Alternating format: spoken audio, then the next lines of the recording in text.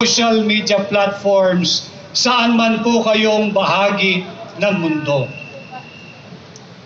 Our speakers have vividly illustrated and presented to all of us today the sorry state of our nation. Here in Hakbang ng Maisog, we demand for transparency, accountability, peace, and security. Transparency, ang pamunuang may aninaw. We demand transparency dito sa 800 billion pesos ang program funds ng kasalukuyang administrasyon. Humihingi tayo ng tugon kung bakit at para saan itong bawal na bawal, illegal at unconstitutional na 800 billion pesos ang program funds. We demand here in Hakbang ng Maisog accountability. Yung ating mga contributors sa PhilHealth, 90 billion pesos ang gagalawin ng kasalukuyang pamunuan ng kasalukuyang administrasyon at idadivert yung 90 billion na yan ay pera ninyo. Yan ay nagmumula sa inyong contribution, mula sa inyong sahod or voluntary contribution. Hindi nila dapat pakialaman yung 90 billion pesos fund ng PhilHealth. Hindi lang po yan ordinaryong excess o sobrang koleksyon.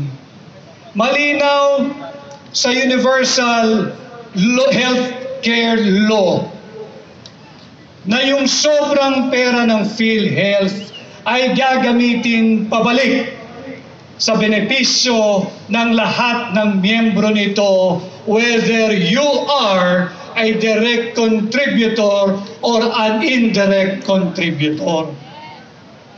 Halimbawa ho, pipilitin nating pasimplihin ang paliwanag para maintindihan ng ating mga kababayan. Halimbawa, ang inyong contribution kada buwan ay 10 piso. Yung 90 billion na pinakialaman ng kasalukuyang administrasyon, hindi po sobra yan. Dahil ang mandato ng PhilHealth ay gamitin yan para sa benepisyo ng mga miyembro. Yung 10 pisong contribution ho ninyo, kung ginamit yung 90 billion na yan pabalik sa inyo, maaaring mabawasan ng 2 piso, ng 3 piso, at hindi na 10 piso ang inyong buwanang kontribusyon, kundi 8 piso o 7 piso na lamang. Kaya hindi nila dapat gawin yan, hindi nila dapat pakialaman yan, dahil hindi nila pera yan. Ganon din ang coverage ng mga sakit.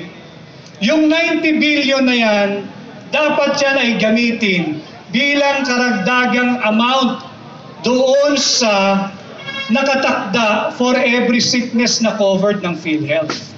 Halimbawa, yung dialysis. Ang dialysis, kung ang kanyang halaga ngayon ay yung 6,000 per dialysis or per session, dapat yan, kung may sobra ang PhilHealth na 90 billion pesos, kaya nang sagutin ng buo ng PhilHealth. Halimbawa lang po ito. Ganon din dapat sa ibang sakit o karamdaman na covered ng PhilHealth. Kaya hindi nila dapat kunin yung 90 billion pesos na yan at i-divert dahil yan ay technical malversation. Bawal din sa ating saligang batas. Kaya sa atin dito sa Hakbang ng Maisog, we always demand this current administration to respect, uphold, and defend our Constitution. Humihiling din tayo dito sa Marcos administration. Tigilan nyo na ang political persecution. Stop weaponizing our justice system. Do not treat dissenters like us as criminals. Do not treat opposing views like you're hearing today, like you're hearing tonight. Do not demonize us and do not weaponize the justice system. At yung inihingi natin, yung peace sa transparency, accountability at peace. You and I are no longer safe. Our families are far from being safe. Our country is not safe anymore because this administration brought us to where we are now, on the brink of war with China. Because they are pursuing a flawed and erroneous foreign policy. A foreign policy dictated by foreign interests, by our foreign ally, the United States of America. This is no longer the interest of the Filipino people. This is already the interest of the United States of America. That is why here in Hakbang ng Maisog, we say no to war. We advocate for peace.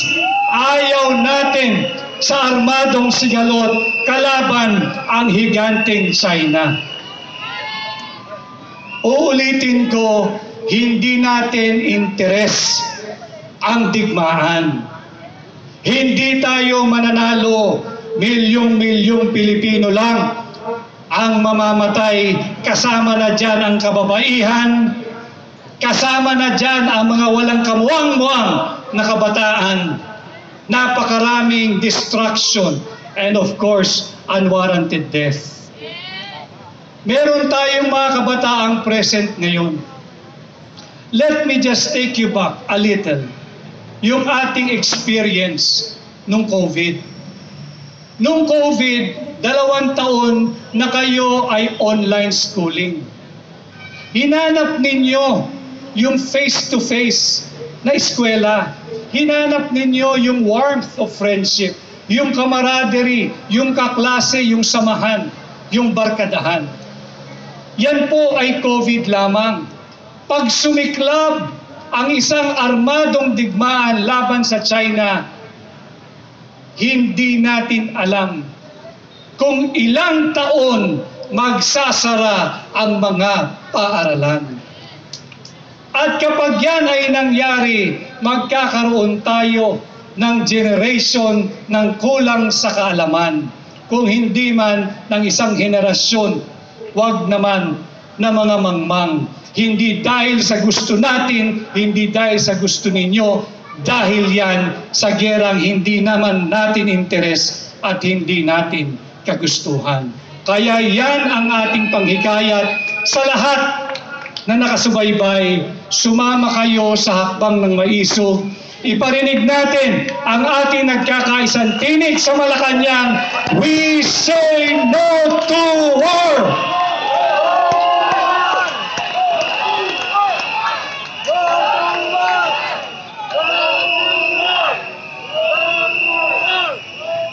Idugtong ko rin para doon sa nagpapauto-uto sa ating kaibigang bansa at alyado pa naman na Amerikano. Hindi natin kaya ang digmaan. Hindi dahil tayo'y duwag, hindi dahil tayo may defeatist attitude, but because we're speaking from a recent experience. Ano po yan? Tatandaan niyo uli yung COVID. Hindi na malaman ng pamahalaan at nating mga ordinaryong mamamayan kung saan dadalin ang mga kamag-anak, kaibigan, kakilala at mahal natin sa buhay na tinamaan ng COVID. Overcapacity na ang lahat ng ospital. nakaratay na sa labas ng mga ospital. Yung mga nangamatay, nasa body bag, nagkalat na rin sa labas ng morgue. Hindi pa ho gera yan. Ito ang dapat tingnan ng ating nagbubulag-bulag na pamahalaan. Hindi natin interes ang digmaan. Hindi tayo handa, hindi natin kailangan. Ang kailangan ilunsad ng pamahalaang ito ay yung gerang nakabubuhay. Gera laban sa kahirapan. Gera laban sa kagutuman. Gera laban sa kriminalidad. Gera laban sa korupsyon. At gera laban sa paglapastangan sa ating saligang batas. Ito ang gerang kinakailangan nilang ilungsad. Hindi ngayon, hindi bukas, kundi 2 years ago pa. Yung gerang nakabubuhay, hindi yung gerang nakamamatay.